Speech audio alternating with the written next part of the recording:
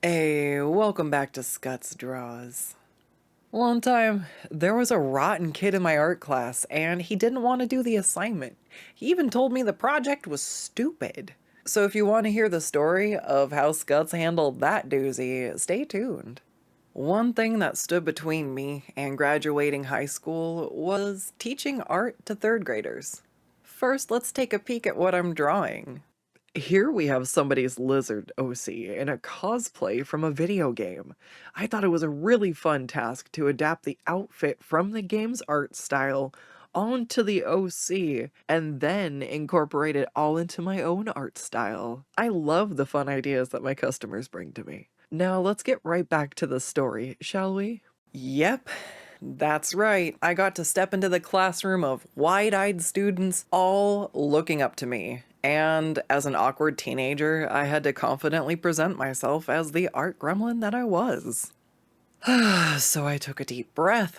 I thought back to my favorite art teachers, and I broke into a big grin as I excitedly explained to them how art is everywhere and in everything around us. How everything from product logos and clothing, even all the decorations around their classroom, they were all made by artists. It completely blew their minds, and everyone was buzzing to find out what we would be drawing that day. To be honest, so was I. I signed up to volunteer as part of a class requirement. I just happened to snag one related to art because the person in charge knew I was the art kid. I had no idea what I was walking into beyond showing kids how to draw, all the way up until I arrived at the classroom. Day of.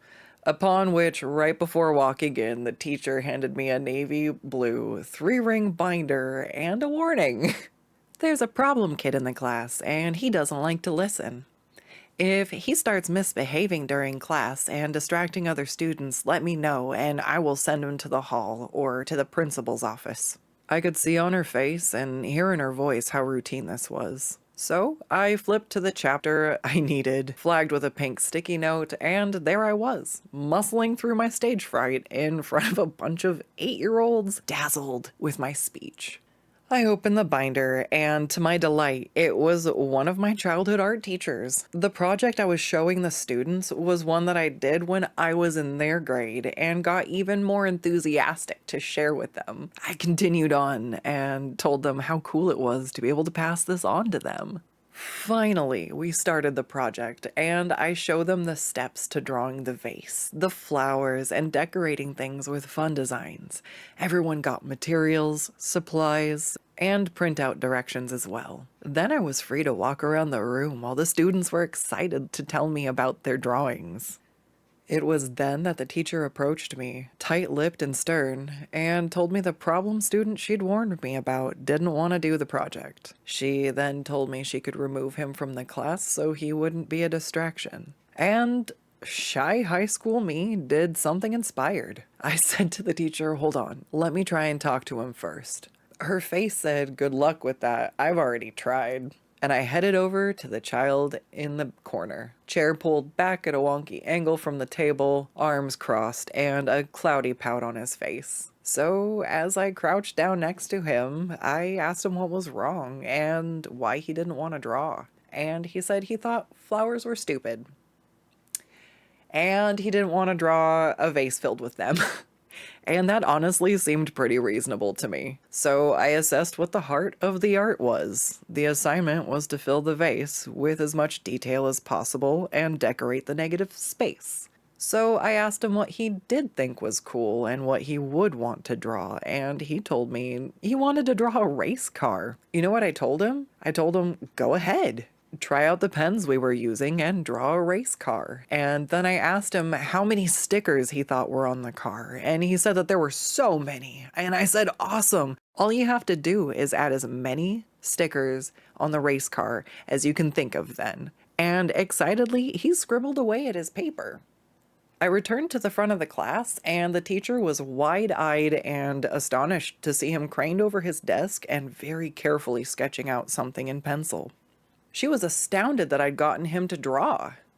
He was a difficult kid to work with, and she usually couldn't get him to participate at all, and if she did, he was never that enthusiastic about it. She asked what I did to change his mind, and I said he just had to draw something he liked for the project instead. And at first she protested, but I pointed out he was still drawing a shape and filling it with stickers and numbers and the things that go on a race car. So, he was also participating in the activity quietly and no longer distracting the other students. If I was the teacher and this was my lesson, he's still doing the project, but it's just on a car and without the flowers. Deep down, it made me really happy that I was able to reach him and get him invested to draw something. I too struggled to connect with things I didn't relate to, and I thrived when I was allowed to include things that were personally interesting to me in schoolwork. At the end of the lesson, we wrapped up and the whole class was excited. They all crowded around me at the front of the class, all holding up their drawings. They wanted to show off their work and how cool their flowers looked, and one girl even drew a bunch of spirally flowers because she liked roses better. Then the little boy came up and he showed me his car. "Sorry I didn't draw flowers," he said, looking down at the ground. I took his drawing and I whisked it up in the air, and I showed the class how creative he was and how instead of a vase, he had the idea to fill a race car with stickers and designs. I really was impressed. It looked really good, and I could tell he actually liked to draw cars. And the thing was absolutely covered in logos and stickers. I could even pick out a few of them that were real brands that I recognized. Kid drew his favorite NASCAR, and I was hyped for him. I had a high school teacher at the time who was very lenient on our project subject, so long as we demonstrated concepts that we were learning and we showed that we understood the lesson. So to this day, her compassion and excitement to see what her students created really stuck with me, particularly after seeing how on that day that little boy was so excited to go home and show his mom. I knew that was a kid who probably got more phone calls home about bad behavior than good in class. But that day he got to go home with something exciting to share and good news. How did I know that would work? Well, as the resident quiet kid of my classes growing up, the teachers always put the troublemakers next to me. And what did they want to do? They wanted to talk because the schoolwork bored them. They weren't actually bad kids at all, so I did my best to help him find a way to participate in the project while letting the subject be a thing he found more interesting. It may or may not be one of the events that's eventually led me here to YouTube, wanting to share what I've learned with anyone who wants to or needs to listen. I just have a lot of patience and explain things well. I'm destined to teach the world whether I like it or not, so I'm teaching something I love and enjoy. So like this video to let me know I made the right choice coming here to share, and maybe comment down below if there's questions you have that I might be able to answer. This story time was an example of my love for fostering art in everyone. You don't have to be great to create, you can make things just for the joy of having done so. Alright, let's take a moment to admire the finished result here. I think sometimes as artists, we're too worried about creating the next thing, and we forget to appreciate what we've already accomplished. It's honestly really nice to look back with fresh eyes, and now I think I did a pretty good job. I remember back when I drew this, I was not super thrilled with how it came out, but I found it satisfactory and the customer was happy. So I was happy, you know? Now, I don't think I can even remember what grand idea was held in my mind that it didn't compare to. I'm happy to have shared this story and this art with you. So take care, have a good one, and I'll see you next time. Bye-bye!